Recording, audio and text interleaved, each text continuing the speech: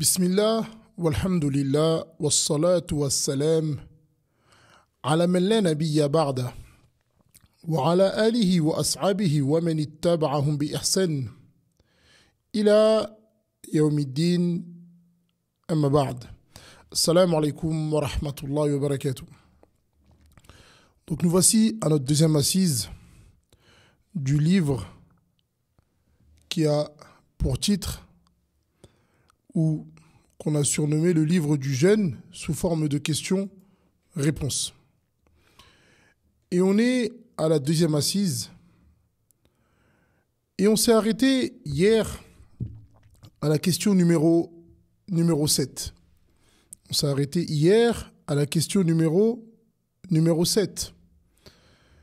Et c'était « Hal yajuz siyam na'im » ce qu'on avait traduit par « Quel est le jugement du jeûne de celui qui dort ?»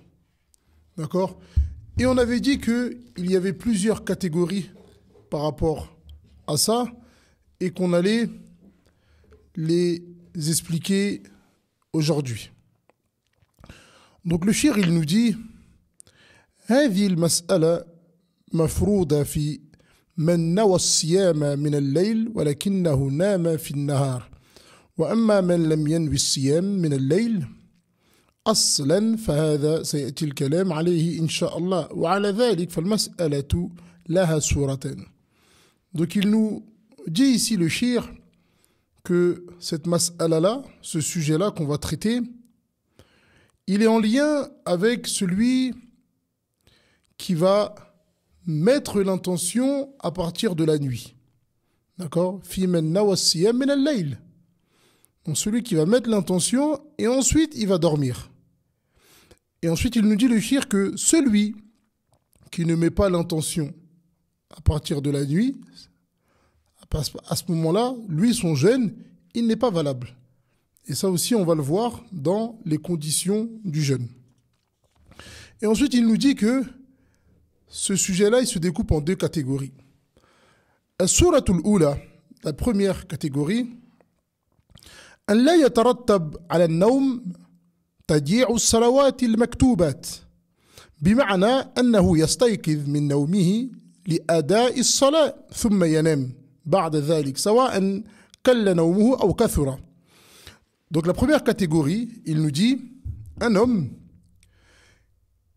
qui va dormir, mais lorsque le temps de la prière va venir, va se lever et va accomplir la prière. D'accord ? Il va se lever et il va accomplir la prière. C'est-à-dire que son sommeil ne va pas influer ou influencer ses prières obligatoires, ses 5 prières. Donc lorsque l'heure de la prière va entrer, il se lève, il prie et ensuite il repart dormir. Il nous dit وحكم هذه السورة أن الصيام صحيح بلا إشكال. Il nous dit que la sentence de ce jeûne-là, d'accord, la sentence de ce jeûne-là, c'est que son jeûne, il est bon, yani, il est bon et il n'y a pas de problème par rapport à ça. Mais bien évidemment, ensuite le shir il nous dit ولكن الصائم في هذه الحالة يحرم نفسه خيرا كثيرا. Donc il nous dit bien que son jeûne soit bon, bien évidemment, celui qui va faire ça, il va délaisser beaucoup de biens, d'accord ? Et il aura certes délaissé ce qui est afdol. Et ça, il n'y a aucun doute par rapport à ça. D'accord ? Pourquoi ? Parce que le jeûne, il ne suffit pas seulement de se couper de manger et de boire et de passer sa journée en train de dormir. Non, c'est un jour d'adoration. Comme on va le voir, bi'iznillah, dans les différents textes. Et il doit ressentir en réalité cette faim, cette soif, pour qu'il puisse atteindre l'objectif complet du jeûne du mois de Ramadan. D'accord ? Dans le jeûne, il y a une mashakka, il y a une difficulté. Donc tu ne peux pas fuir cette difficulté, tu la supportes et tu patientes. Ensuite, la deuxième catégorie, il nous dit أن يترتب على النوم تضييع الصلوات المكتوبات وهذه السورة لها حالتين. Donc il nous dit, la deuxième catégorie, c'est que le fait qu'il dorme, ça fait qu'il délaisse les prières obligatoires. Donc ce sommeil-là fait en sorte qu'il délaisse les prières obligatoires. Alors, il nous dit qu'ici, cette catégorie-là, elle se décompose en deux catégories. La première, il nous dit « En yaghribahu an-nawm, duna tafrit wa taksir ». C'est la première catégorie. Faites attention, suivez bien et comprenez bien. La première catégorie, c'est celui qui va dormir, qui va où? Là, on est en train de parler de celui qui va dormir et qui va rater les prières à cause de ce sommeil-là. D'accord? Il va rater les prières à cause de ce sommeil-là. Comme on l'a dit, le premier, il dort, mais il se réveille pour la prière. Le deuxième, il dort et il ne se réveille pas pour la prière. Mais cette catégorie-là se décompose en deux catégories. La première catégorie, il dort, il rate la prière, mais sans négligence. C'est-à-dire que ce n'est pas volontaire. Il rate la prière de manière involontaire. C'est-à-dire que le sommeil l'emporte réellement et il ne rate pas les prières de manière volontaire. Attention, il y a une grande différence. Donc celui-là, il nous dit, le shir il nous dit, والحكم في هذه الحالة أن صيامه صحيح إن شاء الله وأما الصلاة فإنه يصلي عندما يستيقظ لقول النبي عليه الصلاة والسلام من نسي صلاة أو نام عنها فكفارتها أن يصليها إذا ذكرها. Donc le prophète alayhi salam, qu'est-ce qu'il nous dit? Il nous dit, il y a la preuve que celui qui dort, il doit rattraper sa prière lorsqu'il se réveille. Le hadith du prophète alayhi salam qui nous dit, celui qui a oublié la prière ou qui a dormi au moment de la prière, donc son expiation, c'est qu'il l'a pris lorsqu'il se rappelle ou lorsqu'il se réveille. Donc sur ça, on n'a pas de problème. D'accord? Ça, c'est la première catégorie, mais bien évidemment, c'est pas quelque chose de normal.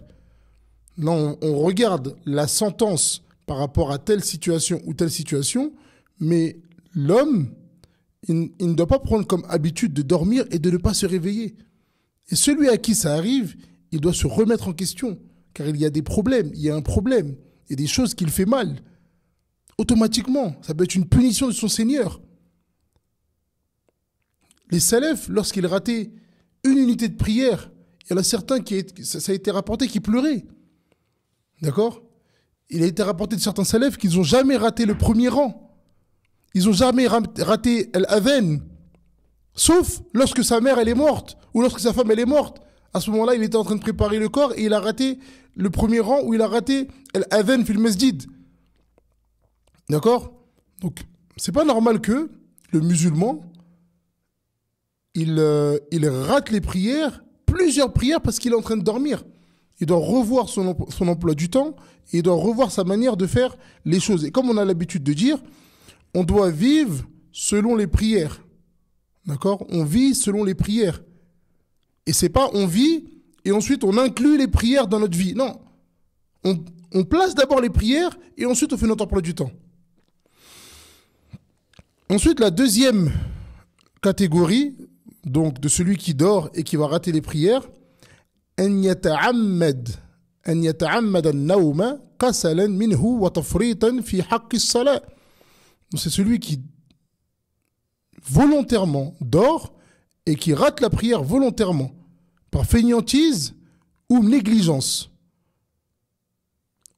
ففي هذه الحالة يكون الصيام معرضا للضياع وعدم القبول عند الله إذ لا بد في ثبوت أجر الصائم من ترك المعاصي ومن أعظم المعاصي ترك الصلاة. Donc le shir il nous dit il y a une très grande probabilité que sa prière que son jeûne, excusez-moi, ne soit pas accepté. Et il nous dit que parmi les choses les plus importantes lorsqu'on jeûne, le fait de délaisser les péchés. Et quel plus grand péché que de délaisser la prière. Et ensuite, il nous cite le hadith du prophète alayhi salam, où est-ce qu'il nous dit « Man taraka salat al-asr faqad habita amalu » Donc le prophète alayhi salam, il nous dit « Celui qui délaisse la prière du asr, certes, ses actions sont annulées. » Ensuite, le shir, il nous dit « Fakayfa bi man taraka sa'ir as-salawat » Il nous dit le shir, et que dire de celui qui délaisse la prière du asr et les autres prières? C'est réel, d'accord? Lorsque le prophète, alayhi salatu salam, il nous met en garde juste pour la prière du asr, entre guillemets, juste. Que dire de celui qui délaisse 2, 3 prières? D'accord? Que dire de cette personne-là? On demande à Allah Ta'ala de nous en préserver. Sans oublier que, comme vous le savez, il y a beaucoup de savants qui voient que celui qui délaisse la prière sans raison valable, il a certes mécru. Il y a beaucoup de savants qui voient ça. Donc celui qui dort, qui jeûne et qui délaisse la prière, si on prend l'avis des savants qui voient que tu n'es pas musulman, bien évidemment, de manière claire, ton jeûne ne peut pas être accepté. Comme on l'a vu hier, parmi les conditions, il y a l'islam. Et celui qui est sorti de l'islam, son jeûne n'est pas accepté. Donc il faut prendre garde. Il faut prendre garde. La question numéro 8. هل يصح الصيام المغمى عليه? Donc il nous dit le shir, la question, est-ce que le jeûne de celui qui est évanoui est valable? Qui s'est évanoui? Est-ce que son jeûne à lui, il est valable? الجواب إذا كان الإغماء في بعد النهار بمعنى أنه أفاق في أثناء النهار فالصيام الصحيح بلا إشكال. Donc il nous dit celui qui s'est évanoui une partie de la journée. D'accord? Celui qui s'est évanoui une partie de la journée. Ensuite, il est revenu à la raison. Donc à ce moment-là, lui, il n'y a pas de problème par rapport à lui. Son jeûne est valable. Alors on me dit que apparemment sur Telegram, il y a un problème de son. Est-ce que tout le monde entend? Ceux qui entendent bien, vous pouvez lever la main s'il vous plaît. Jazakumullahu khairan.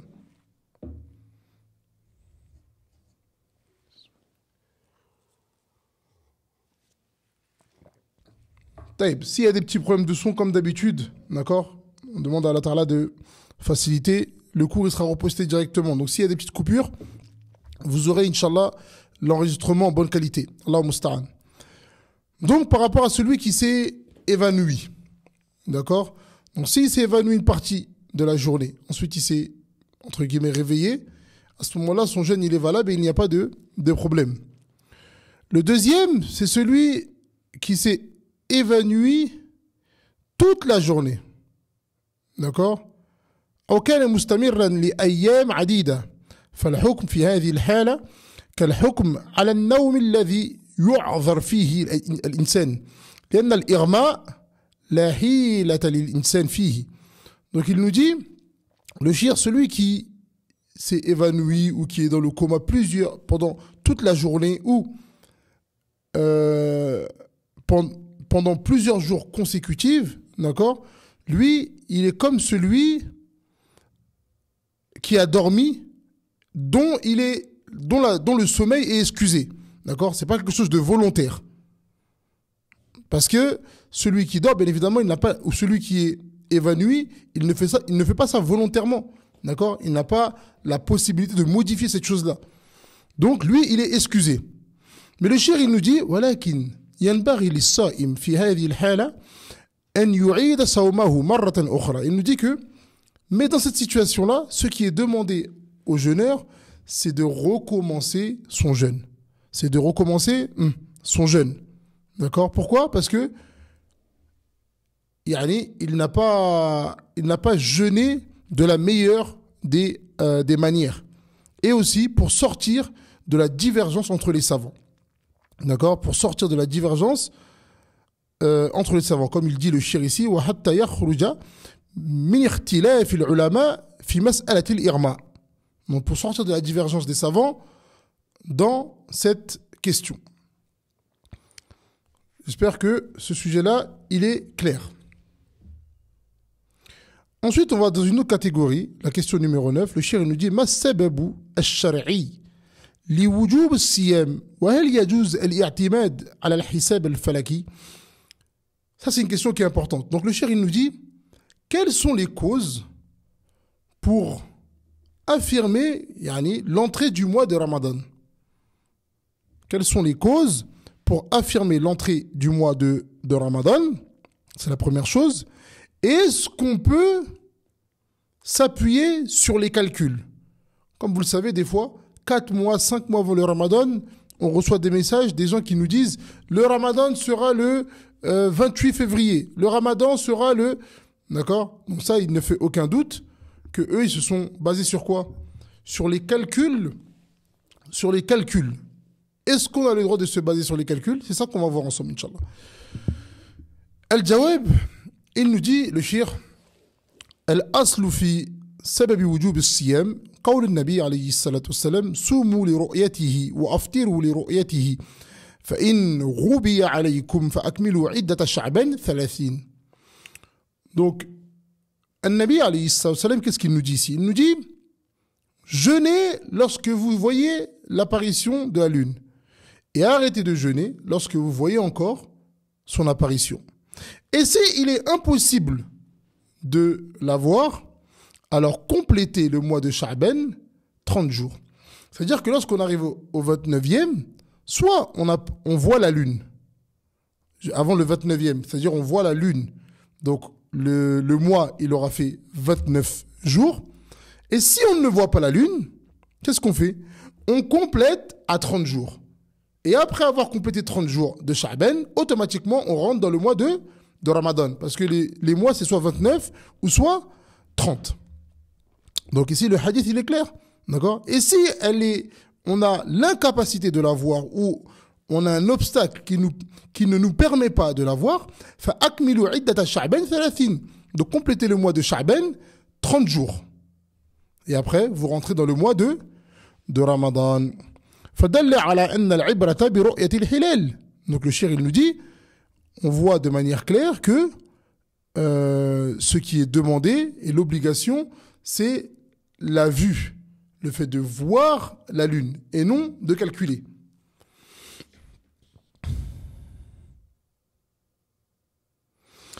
فإذا رأينا الهلال الذي يدل على دخول شهر رمضان فإنه يجب الصيام في هذه الحالة. وأما إذا لم نرى الهلال أو غمي علينا بمعنى أنه حال بيننا وبين الهلال غيم أو نحوه فلم نتيقن من دخول الشهر فإن الواجب في هذه الحالة أن نكمل عدة الشعبان 30 يوما. Comme on vient de l'expliquer, donc si on a l'incapacité de voir la lune, qu'est-ce qu'on doit faire? On doit compléter le mois de Sha'ban 30 jours.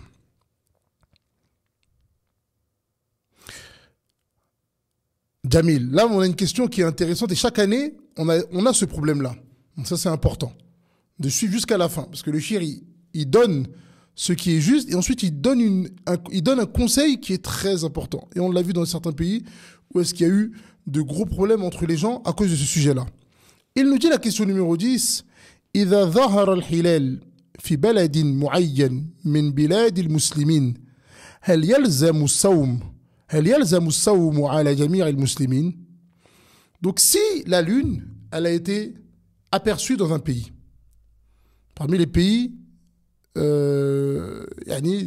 d'islam, des musulmans, est-ce que cette vision-là elle rend le jeûne obligatoire à tous les musulmans ou chaque pays a sa vision? On est d'accord? C'est une question qui revient souvent. Certains vont dire nous on jeûne avec l'Arabie Saoudite, l'autre ils vont dire nous on jeûne comme ça. Donc là on va regarder qu'est-ce qu'il dit. Il nous dit هذه مسألة خلافية شهيرة. بين أهل العلم والقول الصحيح إن شاء الله تعالى الذي يدل عليه ظاهر النص أو ظاهر النص مع النظر الصحيح أن لكل بلد رؤيتها. Donc le cheikh il nous dit ce qui apparaît dans ce sujet-là comme étant la vérité et comme étant le haqq sur cette mas'ala-là, que chaque pays doit jeûner avec sa vision. D'accord? وأن الهلال إذا ظهر في بعض بلاد المسلمين لم يلزم الصوم جميع المسلمين والذي يدل على ذلك قول النبي عليه الصلاة والسلام صوموا لرؤيته وأفطروا لرؤيته. Donc ensuite le cheikh il nous dit le dalil sur ça c'est le hadith qu'on a cité, donc jeûner à sa vision. Taïb, comment est-ce que vous ne l'avez pas vu et vous jeûnez? Vous ne l'avez pas vu, d'autres que vous ont vu, mais vous ne l'avez pas vu. D'accord? Première chose. Deuxième chose, il faut savoir que à notre époque, les moyens de communication sont faciles. C'est-à-dire que on peut voir la lune à Mecca et dans la même seconde, à Paris, on est informé qu'on a vu la lune à Mecca. Taïb. À l'époque du prophète, alayhi salatu salam, cette chose-là, elle était impossible. C'est-à-dire que si on voyait la lune à Mecca, même à Médine, il fallait des jours et des jours pour venir informer les gens de Médine qu'on avait vu la lune à Mecca. Donc ici, on comprend quoi? On comprend qu'à l'époque du prophète, alayhi salatu salam, il était impossible que tous les musulmans du monde jeûnent à la seule vision de la lune qu'on a vue à Mecca, par exemple. Pourquoi? Parce qu'ils n'auront pas l'information à temps. Parce que pour celui qui a vu la lune à Mecca, il est possible qu'il n'arrive même pas à informer toutes les personnes de Mecca. On parle de l'époque. Alors que dire de Médine, qui était à plusieurs jours de voyage? D'accord? Parce que quand on voit la lune, c'est-à-dire que le lendemain, on va jeûner. On commence le tarawih. Taïb. Comment est-ce que à Médine, ils vont savoir qu'on doit commencer le tarawih? Eux, ils n'ont pas vu la lune. Comment est-ce qu'ils vont savoir qu'on doit commencer le tarawih au Maghreb? Ou après l'Isha, afwan. Ils n'auront pas l'information. Ils vont avoir l'information peut-être 3 jours après. Donc ça, c'est l'une des preuves qui est vraiment forte, dans le sens où chaque pays doit jeûner avec sa vision. Parce que ce qui n'était pas possible à l'époque du prophète, alayhi salam, c'est compliqué de dire que ce n'était pas possible à son époque et ça devient possible aujourd'hui et ça devient une obligation. Ce qui n'était pas obligatoire, car c'était impossible à l'époque du prophète, alayhi salam, c'est compliqué de dire qu'aujourd'hui c'est devenu possible, donc c'est devenu obligatoire. D'accord? Mais comme on l'a dit au départ, c'est une mas'ala où est-ce qu'il y a divergence chez les savants. Ensuite, on a un autre hadith, un hadith qui est clair, le hadith d'Ibn Abbas. D'accord? Lorsque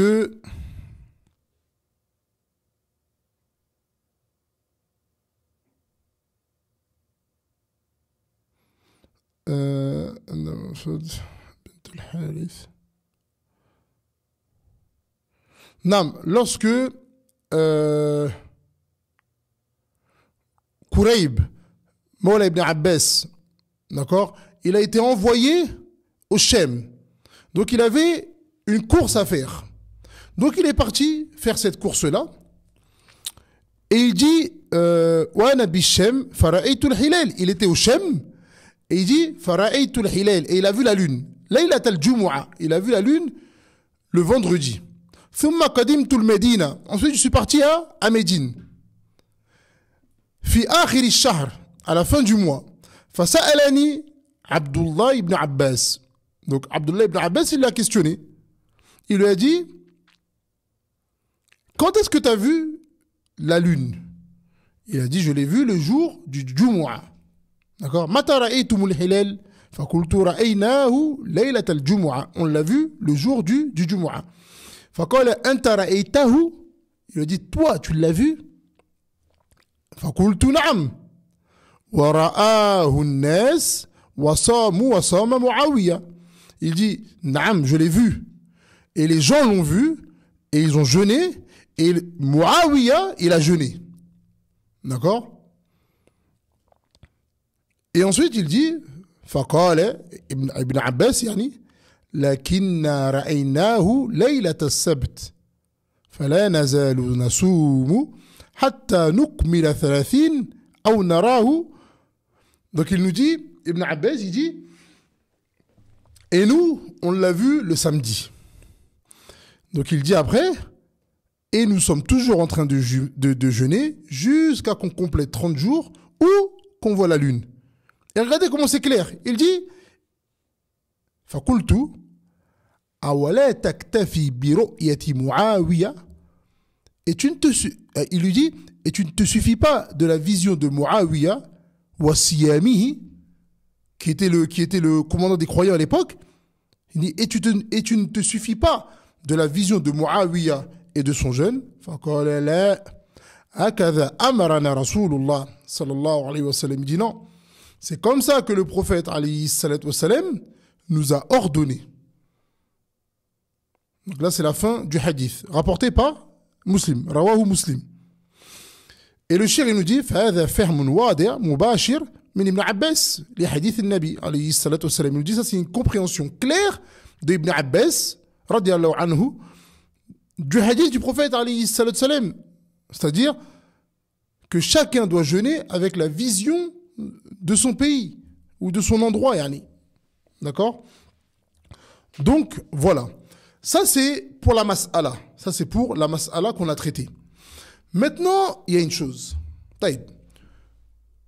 Imaginons on a quelqu'un d'autre qui dit moi je ne vois pas ça, il donne ses arguments scientifiques, il n'y a pas de souci. Mais le problème c'est que lorsqu'il se passe ça, ça fait des conflits dans le même pays. Ça fait des conflits dans le même pays. Qu'est-ce que le shir nous dit? Il nous dit إذن القول الصحيح الراجح أن الصوم لا يلزم جميع البلد أو البلاد برؤية الهلال في بلد من بلاد المسلمين. Ensuite il nous dit وفي ختام الجواب. Donc à la fin de la réponse, et c'est cette partie-là qui est importante. Il nous dit لا بد أن نؤكد على أنه لا يجوز اتخاذ هذه المسألة سببا للفتنة بين المسلمين. فمن كان يعمل بالقول الآخر أن الصوم يلزم جميع المسلمين فالواجب الشرعي عليه أن يصوم في خاصة نفسه. لا يجوز له أن يعلن بهذا الأمر ولا يخالف جماعة أهل بلده ولا يحدث فتنة في بلده لأنه من اعتقاد أهل السنة ومن الأحكام المتقررة في الدين لزوم الجماعة وعدم الاختلاف بين المسلمين في الشعائر الظاهرة. جميل. Ça c'est une parole qui est très importante de Shir, Jazawallahu khaira. Et il nous dit, s'il y a quelqu'un qui voit que on doit jeûner à partir du moment où on a vu la lune dans un pays musulman, d'accord? Qu'est-ce qui lui est obligatoire? Si par exemple son pays à lui, il voit que ils ne l'ont pas vu, donc il ne jeûne pas. Mais lui, scientifiquement parlant, il voit que non, il faut jeûner. Qu'est-ce que le chéri dit? Il dit, l'obligation pour lui est de jeûner. Mais est-ce qu'il jeûne et il combat ceux qui ne jeûnent pas? Non. Tu jeûnes, toi, parce que toi, tu vois cet avis-là, mais tu ne fais pas de désordre. Tu jeûnes, toi, personnellement, sans informer les autres, d'accord? Il dit, La yajuz lahu an yu'lina bihadha al-amr. Donc, il n'est pas autorisé pour lui de propager cette chose-là, d'accord, pour éviter le désordre, et qu'après, vous trouvez les gens de la masse, par exemple, qui sont entre les deux, ils ne savent pas s'il faut faire ça ou il faut faire ça. Ensuite, il nous dit, wala yukhalifu jama'ata ahli baladihi. Donc, il dit, il ne contredit pas ou il ne vient pas. En vérité, ce qui est voulu, c'est de faire du désordre, parce que lorsque tu vas commencer à dire, non, il faut jeûner, les awam, ils sont entre les deux. Qu'est-ce qui va se passer? Ça va se couper. Dans certains pays, vous voyez, par exemple, dans une ville, sur 100 000 personnes, il y en a 40 000 qui vont jeûner. et le reste, ils ne vont pas jeûner. Ça, tu es tombé dans l'un des grands péchés. Celui qui a causé cette chose-là, il est tombé dans un grand péché. D'accord?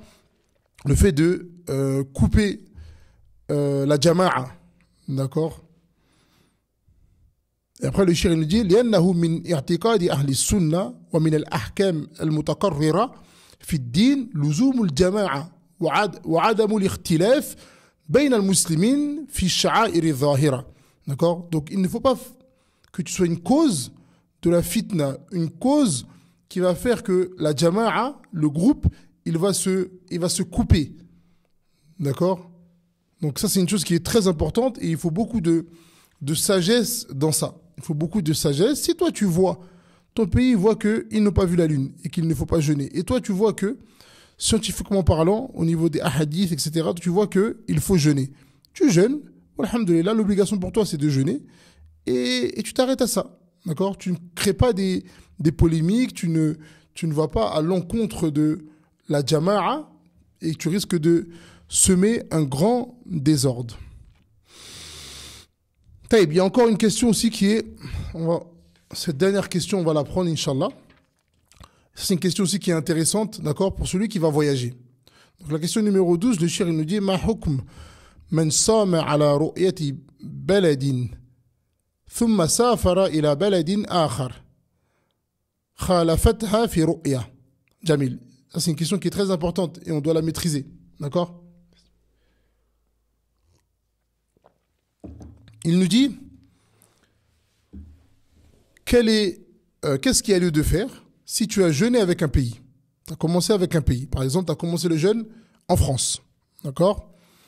Ensuite, tu as voyagé dans un autre pays. Disons qu'en France, on a commencé le jeûne le vendredi. Tu vas dans un autre pays et eux, ils ont commencé le jeûne le samedi. Donc, qu'est-ce qui va se passer? Il est possible que eux, lorsqu'ils vont finir le jeûne, toi, tu auras fait, si eux ont commencé le samedi, il est possible que toi, tu vas faire un jour en plus. D'accord? Si toi, tu as commencé le vendredi, eux, ils ont commencé le samedi, il est possible qu'à la fin, tu vas faire un jour en plus. Et l'inverse, il est vrai. Il est possible que tu vas faire moins.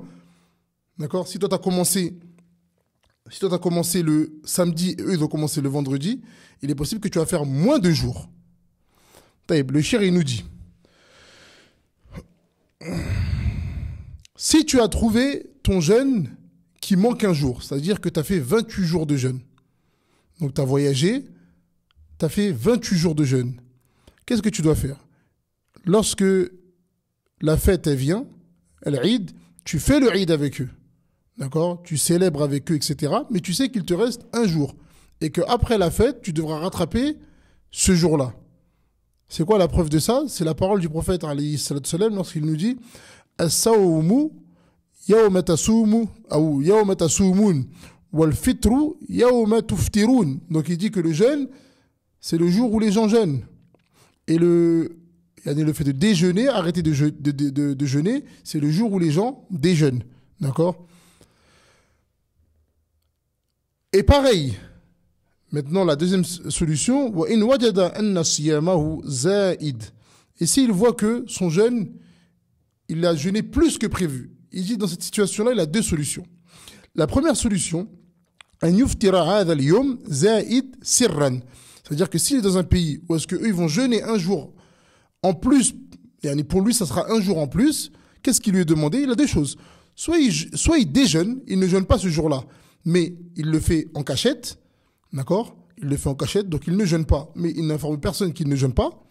Ou soit, il le jeûne, mais c'est considéré comme un jeûne surérogatoire. C'est pas considéré comme un jour de Ramadan, parce qu'on ne peut pas jeûner 32 jours. Donc il a ces deux solutions-là, si il a un jour en plus, donc s'il veut déjeuner, il déjeune et il le fait en cachette, et s'il veut jeûner, à ce moment-là, il va jeûner un jeûne surérogatoire. D'accord? Je pense que cette question-là est claire. Donc là, ça nous fait 35 minutes. Alhamdulillah. Et c'est ce qu'on a prévu de faire pour chaque cours. On avait dit qu'on essayait de faire à peu près 35 minutes, 40 minutes. Donc là, on a complété 35 minutes. Walhamdulillah.